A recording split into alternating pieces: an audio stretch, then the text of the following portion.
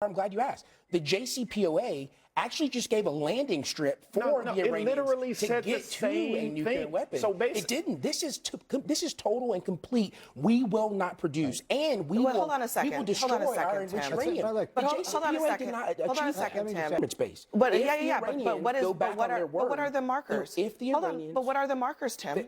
If the Iranians start producing a nuclear weapon again, if there's evidence of that, they have to allow the proper regulatory authorities in the country. But hold on. And if they report that something otherwise is happening, we'll pick back up. But hold on a second. This regime change was never this president's objective. Yes, it was. He literally said on the night of the bombing. Israelis maybe, but that was never one of the objectives of the president. We've gone through this before. He said on the night of the bombing, the people of Iran, now is your time. Now is your time. So good morning, people. In today's clip, we are going to see Tim Parrish, a black conservative, trying to defend and run cover for Donald Trump's poor deal in Iran, to almost to the point where he tries to lie, and Abby Phillip has to pause a bit and actually fact check him on what it is that he's trying to say. Let's not waste any time. Let's jump in. I'll give you guys my thoughts towards the end. Good evening. I'm Abby Phillip in New York. Tonight, the agreement between Iran and the United States has been released, and even allies of the president are trashing it. Quote, an American surrender, a grave capitulation, and the worst foreign policy blunder in decades. So what's in it and what is out? Well, as part of the deal, the parties agreed to immediately end military operations on all fronts, including in Lebanon. And Iran reaffirms that it will not procure or develop nuclear weapons. But Iran seems to be gaining a whole lot out of the war that Donald Trump started. This agreement includes an unfreezing of Iranian assets, significant sanctions relief, and permission for Iran to sell its oil immediately. The United States agrees to lift its naval blockade of the Strait of Hormuz, and Iran agrees to remove mines, ensuring toll-free passage through that strait, but only for 60 days. And perhaps most controversially, the deal could establish a $300 billion fund paid for by Gulf allies. Now, questions still remain about Iran's ballistic missile arsenal, its nuclear enrichment program, and what, if anything, happens to the nuclear deal if a broader deal isn't reached within 60 days. Now, reacting to this agreement, here is Fox News host Trey Gowdy. They're better off than they were before the hostilities began, and that should not be the consequence of war. When you lose a war, I mean, think about it, Sandra. We went into Iran and rescued a downed pilot. We had total control over that country. We were winning militarily and economically. And when you are in that position, you negotiate from strength. You don't give people money. You don't give them access. What are they going to do with the money, Sandra? You know that Iran is going to use this for nefarious purposes. We all know that. The regime has not changed.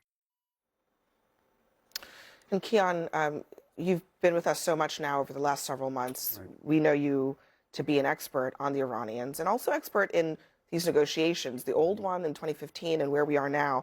Brett McGurk says, on its face, this new deal returns Iran to the status it enjoyed under the Obama-era nuclear deal, the JCPOA, with unlimited oil and petrochemical sales at market prices. Some experts have assessed that this article alone could deliver $60 to $70 billion a year directly to Iran. Mm-hmm. That is the part of the deal that basically doesn't require Iran to do anything except sign on the dotted line. That's right. That's right, Abby. I mean, I think that there's a real concern on the face of it. I mean, I've read the 14-point document. The administration is saying actually confusing things. They're saying we shouldn't take the text of the published 14 points seriously.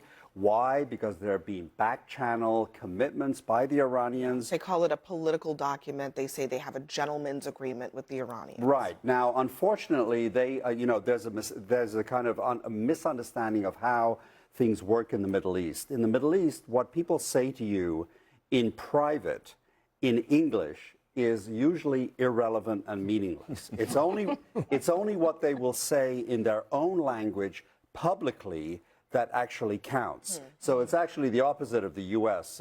You know, I don't want to insult any politicians here, but politicians in the, you know, well, you know, politicians typically, you know, they're criticized for lying in public but telling you the truth in private. In the Middle East, it's exactly the opposite. They will actually say the truth only in public, but in private, they'll say whatever you want to hear. So until we actually see what the terms are and how the negotiations go forward, on the face of it, you know, first of all, I wouldn't trust those back channel and those commitments. We'd have to see what they are on paper, because that kind of vagueness is exactly where Iran is an expert at basically using ambiguity for their own purposes. Yeah. Let me play what President Trump said about Iran's new leadership. He seems to think that he's gotten a new crop of people that have changed their ways. Listen. They have a new group of leaders that I think is, actually, I think they're smarter. I think they're very smart. I think they're far less radicalized, and I think they're really good. They love their country. You know, you talk about regime change. Nobody will say that, but I guess that's, look, their one set of leaders is all gone. Their second set of leaders is all gone. Their third set of leaders a little bit gone, but for the most part, and frankly, I think that's regime change. I think they're going to behave much differently. So, Bakari, I'm not sure on what basis he's saying that, because when you read the deal, you can see how Iran has gotten a lot of what they wanted out of this negotiation. I mean, I think to be extremely plain and clear, we went into the war in a posture where Donald Trump lied to the American public repeatedly about destroying or obliterating their ballistics efforts, going in and deteriorating their nuclear arsenal. At the end of the day, we lost American lives and soldiers. We paid the Iranian government $300 billion in reparations. Well, we haven't paid that yet. We will. It is a fund that would be established. It was a fund, okay. We spent $30 million or $29 million in fighting the war. We've lifted sanctions on Iran. And let me just say something. Very rarely do you get Bakari Sellers, Trey Gowdy, and Nikki Haley, like all great South Carolinians, singing from the same sheet of music on the fact that Donald Trump lost the war. I mean, let's be extremely clear. I mean, when people watch this show, they watch it for the exchange of ideas and the breadth of honesty. But there's not one person who can come on this show and say that our objectives were met. Barack Obama went in, and I have a ton of friends who tell me all the time that the deal was not as strong as they wanted it to be.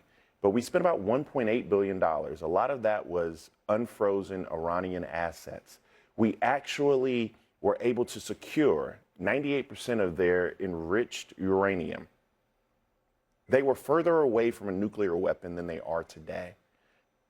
That may not have been the 100% success that people wanted, but Donald Trump ripped that up and also ripped up our global standing, and we went backwards. So, I mean, he just asked, can anyone defend it? Can you? Well, I mean, first I would start with a series of questions. Who paid Iran $300 billion?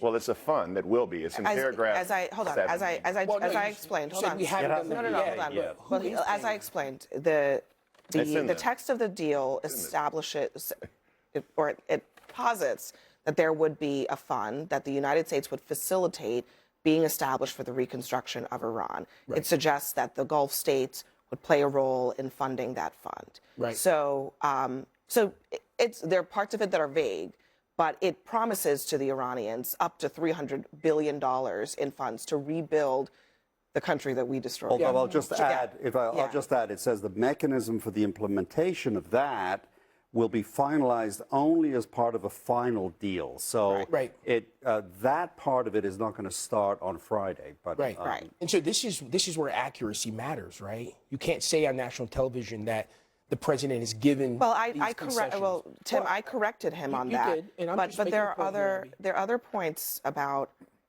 the one thing that isn't in dispute that happens as of today, apparently, is that the oil sanctions are lifted. Mm-hmm. So That is happening right now. Absolutely. So that's hold on, let me let 60 him to respond. 70 billion. Let So me let him start from that point. Well, the point I'll start from is this total mischaracterization that Donald Trump lost the war.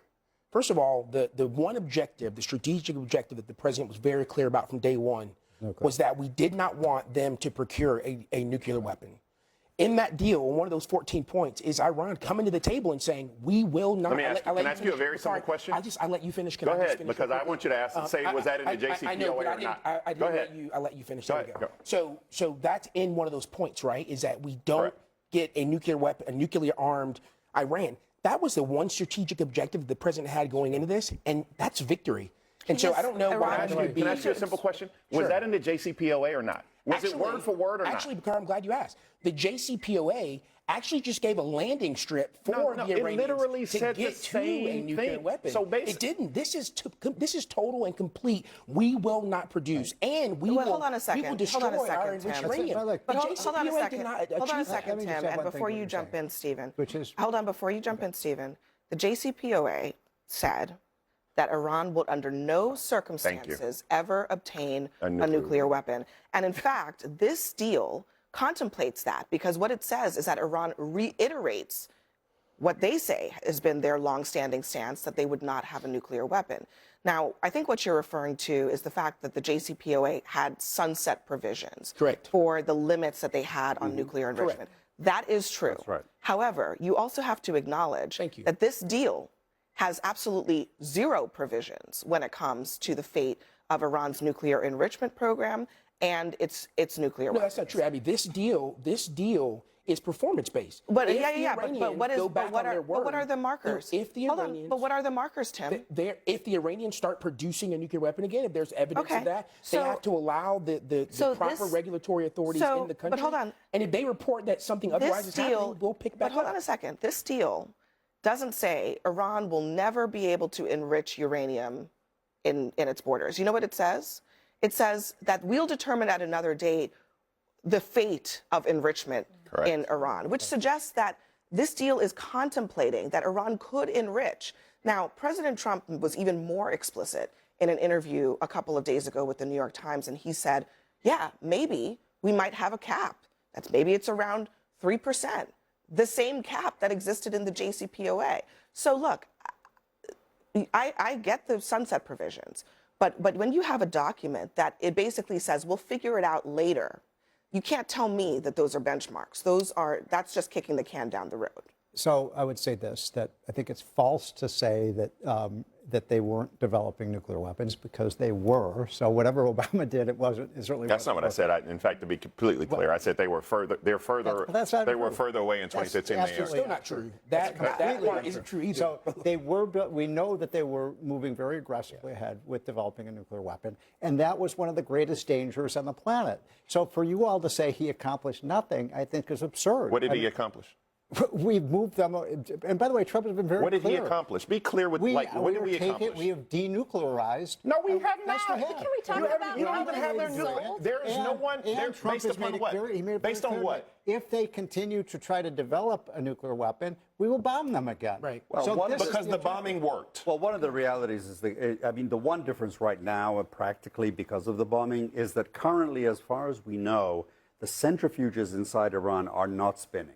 That is to say, they were under Obama, and I agree with you. I think there was a lot of ambiguity, but I think that also, I mean, I think we should maybe just leave the JCPOA behind. I think it was part of a different world. For me, it was a world before October 7th. I've said this on this show before. I think October 7th changed the rules of the game in the Middle East in terms of geopolitics. A JCPOA type agreement just cannot survive. In fact, the reason I think we got into this war, and as you know, I'm critical and agree with the president in terms of I think there was a strategic rationale for going in at some point, but I think that the execution and the planning was badly bungled, and we're paying the cost right now. So one of the things, Keon, that we've talked about with you is the ballistic missile component of this. And I just want to play what the administration had been saying about ballistic missiles and what they're saying now. Listen. They've already developed missiles that can threaten Europe and our bases overseas, and they're working to build missiles that will soon reach the United States of America. We're going to destroy their Navy, we're going to destroy their Air Force, and we are going to significantly destroy their missile launchers so they can never hide behind these things to get a nuclear weapon. This operation is a clear, devastating, decisive mission. Destroy the missile threat, destroy the Navy, no nukes. Well, what am I going to do? Am I going to let Saudi Arabia have missiles, but they can't have them? Yes, sir. Doesn't work that way, you know?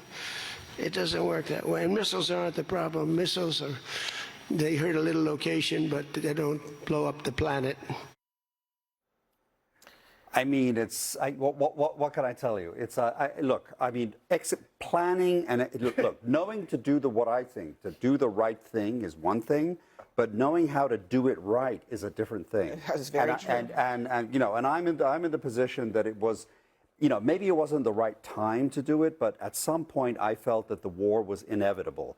And I think this is kicking down the can down the road. Disagreement. How has Trump? I mean, the whole rationale. Just to be clear, actually, even more so than the nuclear rationale, because, you know, last year when they did the bombing, it was actually to bury the nuclear material, right? The rationale for this operation was to take the ballistic missile threat off the table so that they could no longer use ballistic missiles as a shield for their nuclear program. Now you have the president saying, well, why can't they have ballistic missiles? Everybody else in the neighborhood has them. How do they justify that at this stage? I think it just shows there was no clear objective from the beginning. I think the president and the administration sold this war in very large terms. And there's a middle ground. There are people who will say, look, we understand that Iran is a threat, but the president added so much to it. I mean, let's talk about, we're not even talking about the human rights element that was added at the beginning. Right. He created a moral argument for going into Iran. He wanted an entire regime change. And I would now ask, are the people in Iran safer, more freer, better off, or have we completely lost that because we used it? The regime was killing thousands and thousands of people. It's the same, but the regime has the regime We've cut off one head and another one's sprouted up. No. The regime has not changed. It actually got younger and angrier, and they. Well, we'll see. We'll see. But it's a theocracy, and you can't bomb your way to a democracy. It doesn't make sense. Regime change was never this president's objective. Yes, it was. He literally said on the night of the bombing. Israelis, maybe, but that was never one of the objectives of the president. We've gone through this before. He said on the night of the bombing, the people of Iran, now is your time. Now is your time. You take back your country. Correct. He said then the next week. Yeah, I want to have. He said on the next week. He said on the next week, I want to have a role in picking the next leader of Iran. I think I can be the one to do that because I've killed all the other ones. So they've put regime change on the table. That's a mischaracterization. The president never said because I killed all the rest of them. That was not his words. Okay. He said the United States bombed the rest of them. I'm sorry. Abby, let me report. All right, we're going to come back after the break, okay? Let's push pause on this conversation. So someone like Tim Parrish, all he does is he's just a propagandist for Donald Trump, and he will just try and push the narrative. I always say, with MAGA, the problem is this: none of them can say at any point, this is my red line. I can no longer stand behind what it is that this president is doing, and what he's done is wrong. None of them can ever do it. And that's the reason as to why they come on shows like this and they just make themselves look stupid. Now, I want to first and foremost address the one point that Bakari was having with Stephen Moore, because they tried to insinuate that Iran was still building nuclear weapons during the JCPOA. But correct me if I'm wrong down in the comment section below. Please tell me if I've got this wrong. But from my own research that I'm looking at on my screen right now, while the deal was in force, Iran was not pursuing and building a nuclear weapon. From my research, that I can see right here, after the US withdrew from the JCPOA in 2018, Iran began breaching the limits from 2019 onwards, eventually enriching to 60%, which is much closer to weapons grade. Like, the frustration for me when you see these guys is that they will continuously try and berate the deal that it is that Barack Obama done, and they've done it ever since the deal was in place.